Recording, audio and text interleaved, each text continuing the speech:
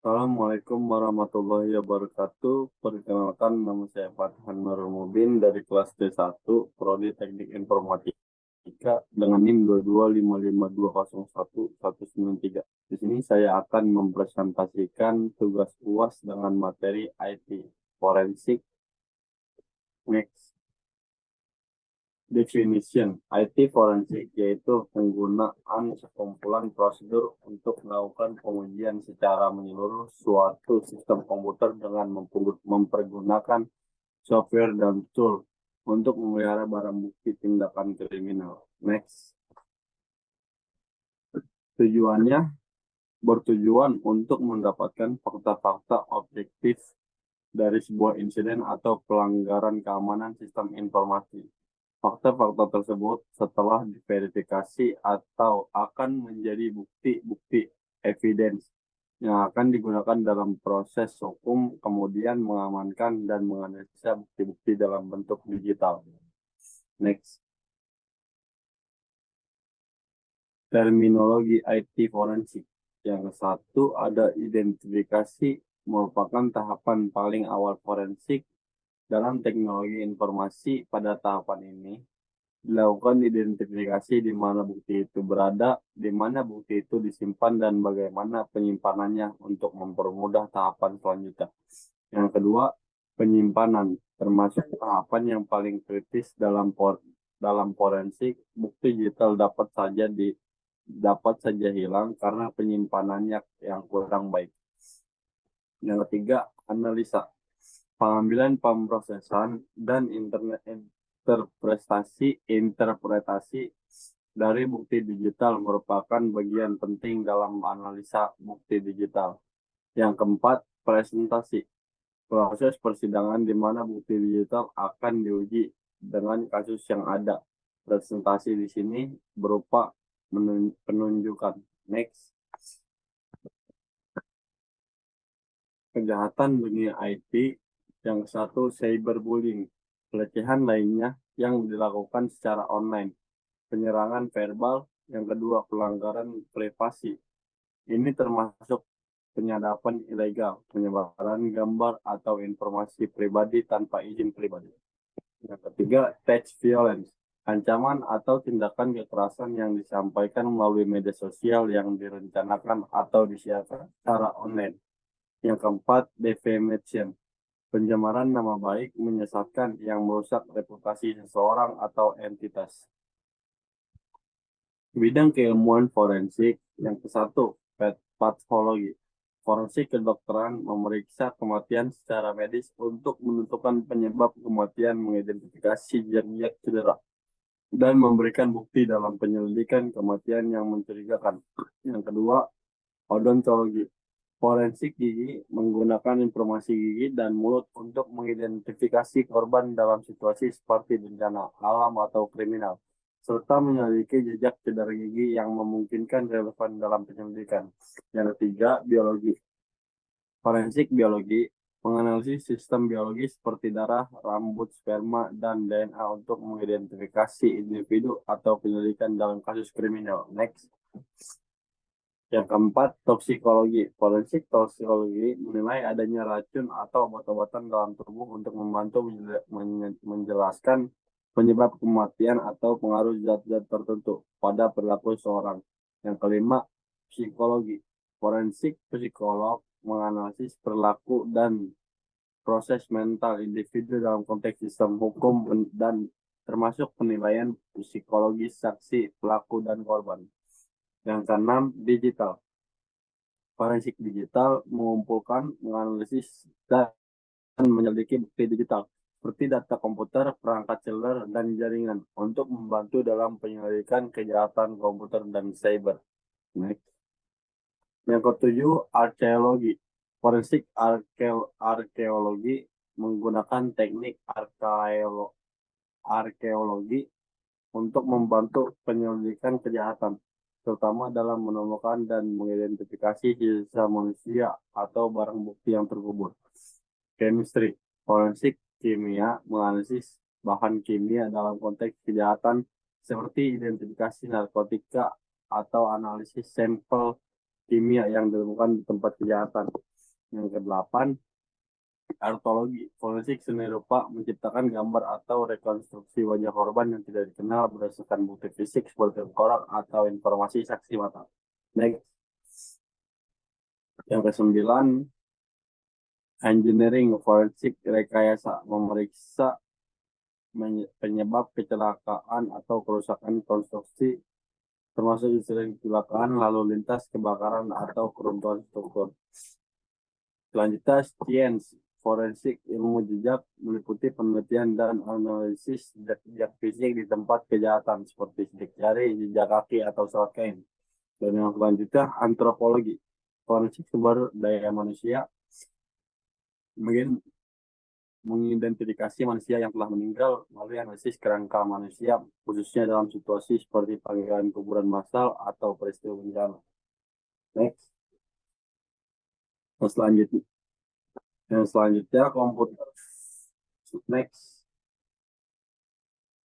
Definisi komputer forensik, penggunaan sekumpulan prosedur untuk melakukan pengujian secara menyeluruh suatu sistem komputer dengan mempergunakan software dan tool untuk mengekstrak dan memelihara barang bukti tindakan kriminal. Next.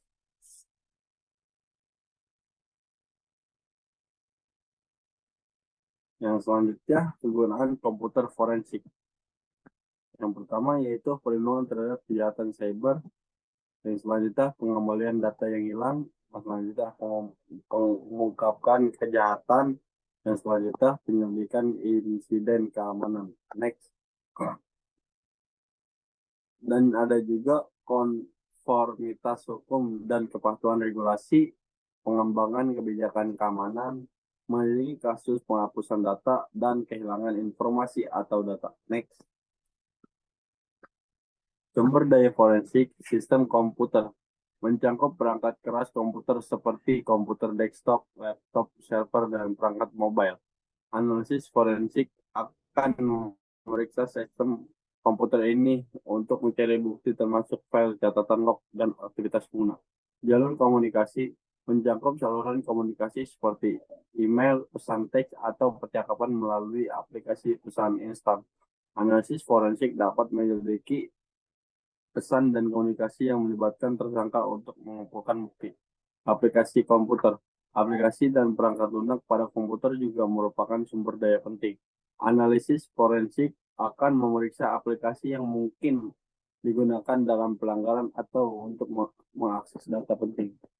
Jaringan komputer mencakup semua yang terkait dengan koneksi dan komunikasi dalam jaringan termasuk router, switch, firewall, dan lain-lain. Analisis jaringan membantu mendeteksi serangan, memahami pola lalu lintas, dan mengidentifikasi kejadian mencurigakan.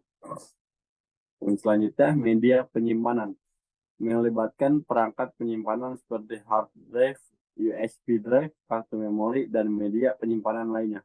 Analisis forensik akan memeriksa media ini untuk mencari data yang relevan. Digital forensik, bidang yang menggabungkan ilmu hukum dan ilmu komputer untuk menyelidiki dan menganalisis bukti digital. Ini mencakup teknik dan metodologi yang digunakan untuk dapat mendapatkan bukti digital yang sah. Next. Kategori software forensik, perangkat lunak pengumpulan bukti, perangkat lunak untuk mengambil gambar forensik dari hard drive, perangkat lunak untuk memulihkan data yang dihapus, dan alat-alat untuk menyalin data dari perangkat target. Perangkat lunak analisis forensik, perangkat lunak yang dapat menganalisis catatan load, mencari kata kunci dalam file, atau memeriksa metadata. Perangkat lunak visualisasi. Perangkat lunak dalam kategori ini membantu dalam menggambarkan dan memvisualisasikan data digital termasuk aktivitas jaringan, pergerakan data, atau rekonstruksi kejadian. Perangkat lunak pemulihan data. Perangkat lunak ini digunakan untuk mengembalikan data yang mungkin telah dihapus atau rusak. Next. Kategori software forensik. Perangkat lunak keamanan sistem. Perangkat lunak keamanan sistem digunakan untuk mengunci dan mengamankan sistem atau perangkat penyimpanan yang berisi bukti digital. Perangkat lunak rekam, perangkat lunak yang digunakan untuk mencatat aktivitas jaringan atau sistem. perangkat lunak manajemen bukti. Perangkat lunak manajemen bukti membantu dalam pengaturan, pencatatan, dan dokumentasi bukti untuk tujuan pengadilan atau penyelidikan. Next.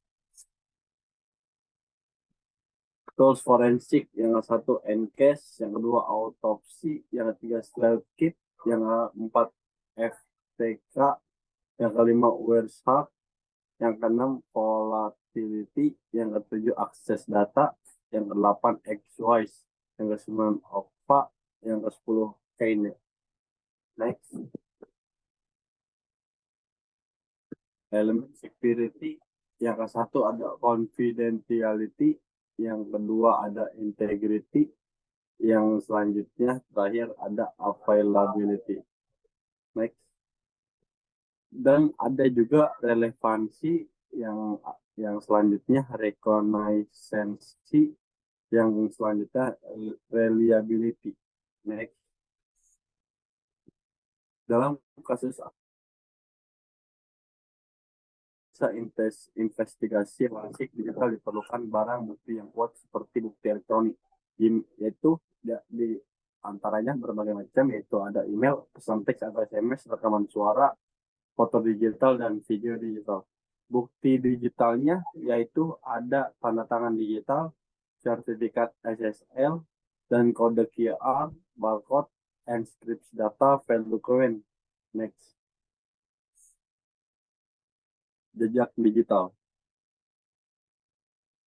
Jejak digital merujuk pada informasi yang ditinggalkan oleh aktivitas yang melibatkan teknologi digital seperti komputer, perangkat seluler, jaringan, dan perangkat elektronik lainnya. Ini mencakup beragam data, termasuk loss system, catatan pengguna, transaksi keuangan, pesan teks, email, riwayat, peramban web, dan banyak lagi. Cara kerja sistem jejak digital. Yang satu ada pengumpulan data.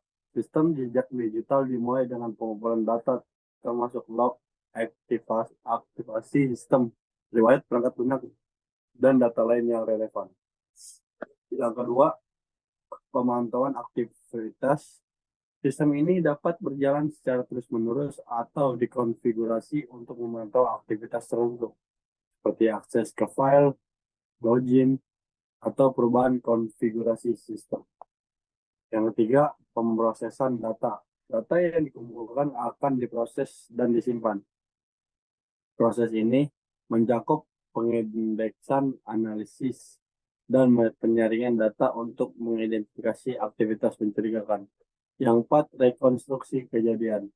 Jejak digital sering digunakan untuk merekonstruksi kejadian atau aktivitas yang terjadi pada sistem. Ini dapat membantu dan dalam memahami apa yang terjadi dan kapan. Yang kelima, pelaporan dan dokumentasi hasil analisis dan temuan jejak digital akan didokumentasikan dalam laporan forensik. Laporan ini dapat digunakan sebagai bukti dalam pengadilan atau dalam proses investigasi. Next. Contoh kasus Betika Killer. Yang satu, background pelaku, identitas pelaku. Pelaku dalam kasus Betika Killer adalah seorang pria bernama Dennis Rader. Ia adalah seorang mantan pejabat gereja dan anggota kepolisian setempat. Sifatnya yang tampaknya biasa dan terhormat dalam masyarakat selama bertahun-tahun menjadikan kasus ini mengejutkan. Pesan-pesan ke media dan polisi. Salah satu aspek yang mencolok dalam kasus Betika adalah pelaku sering mengirim surat kepada media dan polisi. Ia menggunakan pesan-pesan ini untuk berkomunikasi dengan para penegak hukum dan membanggakan tindakannya. Beberapa pesannya mengandung petunjuk dan teka-teki yang menggambarkan kejahatannya. Next. Kasus Betika Killer adalah kasus kriminal terkenal di Amerika Serikat yang melibatkan pembunuh berantai dengan metode binge torture kill. Pelaku dalam kasus ini adalah Dennis Rader yang aktif selama dekade di Wichita, Kansas. Ia melakukan serangan pembunuhan dan penyiksaan yang mengerikan. Pelaku sering mengirim surat dan pesan kepada media, polisi, dan korban atau keluarga korban. Ia akan memilih korban secara acak, memasuki rumah mereka dan menahannya dengan kekerasan. Kemudian ia akan menyiksa dan membunuh korban. Seringkali mengambil foto-foto dari korban dalam kondisi yang mengerikan. Beberapa korban disekat matanya dan dibelenggu. Next. Kronologinya adalah ketangkapan pelaku kasus BTK Killer menjadi misteri yang belum terpecahkan selama bertahun-tahun. Tetapi pada tahun 2005, pelaku Dennis Rader ditangkap setelah ia mengirim komputer disket ke polisi yang mengandung informasi yang dapat melacak keberadaannya. Disket tersebut memberikan jejak digital yang akhirnya mengarah pada penangkapannya. Pesan ke media dan polisi, setelah penangkapannya, Dennis Rader mengaku bersalah atas semua pembunuhan yang ia lakukan selama beberapa dekade. Pada tahun 2005, ia dijatuhi hukuman seumur hidup tanpa kemungkinan pembebasan bersyarat untuk masing-masing pembunuhan yang ia akui. Next. Kesimpulannya adalah IT forensik jika didefinisikan merupakan pengguna sekumpulan prosedur untuk melakukan pengujian secara menyeluruh suatu sistem komputer dengan mempergunakan software dan tool untuk memelihara barang bukti tindakan. IT forensik memiliki peran dalam membantu organisasi dan lembaga penegak hukum sebagai alat investigasi dan sistem informasi mereka dalam melawan kejahatan cyber, mengidentifikasi pelaku, serta membalikan sistem yang terkena dampak keadaan menjadi normal, seperti menangani kejahatan yang meliputi cyberbullying, pelanggaran privasi, kekerasan berbasis teknologi, dan pencemaran nama baik para atasan sumber daya dan pencurian data perusahaan. Dengan tools forensik dapat mengungkapkan kejahatan dari hasil jejak digital yang merujuk pada informasi yang ditinggalkan serta aktivitas dari si pelaku. Disitulah pihak penyelidikan dapat mengetahui beragam data termasuk login sistem, catatan pengguna, transaksi keuangan, pesan teks, email, riwayat web, riwayat lokasi, dan banyak lagi. Yang nantinya semua aktivitas tadi akan dikumpulkan dan disimpan dengan metode tertentu, kemudian direkonstruksi kejadiannya untuk memahami apa yang terjadi dan kapan terjadinya, sehingga temuan jejak digital akan didokumentasi dalam laporan forensik sebagai bukti pengadilan dalam proses investigasi. Next. Kurang lebih mohon maaf. Wassalamualaikum warahmatullahi wabarakatuh.